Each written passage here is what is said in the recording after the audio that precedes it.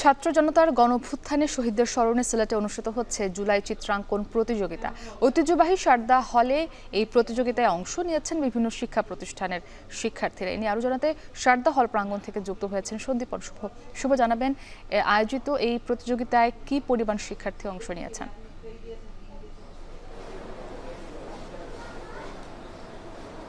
মুক্তি সিলেটের সারদা হল থেকে আমরা সরাসরি যুক্ত হয়েছি এবং এখানে শিক্ষার্থীদের কারো হাতে আবু সাইদের প্রসারিত হাত, কারো কাছে শহীদ মুখদের যে পানির বোতল এবং জুলাই গণ অভ্যুত্থানের যে নানা চিত্র, সেটি কিন্তু খুবই শৈল্পিকভাবে তারা ফুটিয়ে তুলেছেন এবং প্রত্যেকে তার নিজস্বতা এখানে প্রকাশ করছেন এবং প্রায় শতাধিক শিক্ষার্থী আমরা দেখতে পাচ্ছি খুবই উৎসাহের সাথে জুলাই গণ অভ্যুত্থানের যে চিত্রগুলো সেটি ফুটিয়ে তোলা হয়েছে। আজকে সেই জুলাই শহীদদের স্মরণে কালারফুল সিলেট নামে সামাজিক সংগঠন তারা কিন্তু এই আয়োজনটি করেছে এবং সেই বর্ণিল আয়োজনটি সকাল 9:30 থেকে শুরু হয়েছে।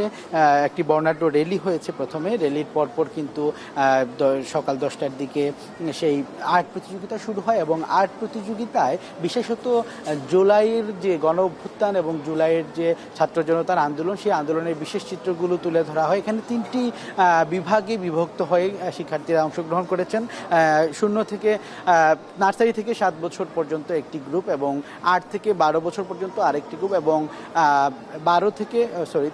13 থেকে উন্মুক্তভাবে এই গ্রুপগুলো তারা অংশগ্রহণ করেছে এবং আমরা এখানকার আয়োজকদের সাথে কথা বলেছি। তারা বলছেন যে এই জুলাই গণ অভ্যুত্থানে যারা শহীদ হয়েছেন তাদেরকে স্মরণ করে এবং যারা আহত হয়েছেন তাদের সম্মানে এই তারা চিত্র প্রদর্শনী বা চিত্রাঙ্কন প্রতিযোগিতার আয়োজন করেছেন এবং আমরা সকাল থেকে এসে দেখেছি যে ব্যাপক উৎসাহ নিয়ে কিন্তু শিক্ষার্থীরা এই প্রতিযোগিতায় অংশ নিয়েছিলেন এবং তাদের প্রত্যেকের কাছে কিন্তু আমরা অনেক সৃজনশীলভাবে এবং শৈল্পিকভাবে তাদের কাজগুলো আমরা দেখতে পেয়েছি।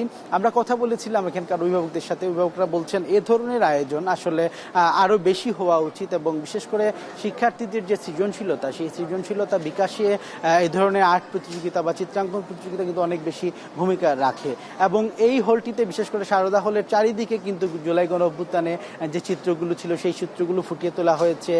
সিলেটের যে শহীদ সাংবাদিক আবু তুরাব সহ বিভিন্ন ধরনের আন্দোলনের চিত্র, পুলিশের সাথে যে ছাত্র জনতার আন্দোলন, সেই আন্দোলনের চিত্র কিন্তু চারিদিকে ফুটিয়ে তোলা হয়েছে এবং প্রায় 2 ঘন্টা ব্যাপী এই প্রতিযোগিতাটা 12:10 দিকে শেষ হওয়ার কথা এবং তারপর নামাজের বিরতি এবং খাবারের বিরতির পর কিন্তু বিশেষ করে এখানে যে বিষয়টি হবে যে আলোচনা সভা এবং পুরস্কার বিতরণ অনুষ্ঠান হবে এবং এখানে প্রধান অতিথি হিসেবে বিভাগীয় কমিশনার খান মোহাম্মদ রেজাউন নবী উপস্থিত থাকবেন। তো সব মিলিয়ে বলা যায় যে আসলে জুলাই শহীদদের স্মরণ করে যে অনুষ্ঠানটি হচ্ছে সেটি সবার হৃদয়ে নাড়া দিয়েছে এবং একটি সুন্দর আয়োজনের মাধ্যমে এই চিত্রাঙ্কন প্রতিযোগিতাটি অনুষ্ঠিত হচ্ছে। তো এই ছিল জুলাই আর্ট প্রতিযোগিতার সবশেষ।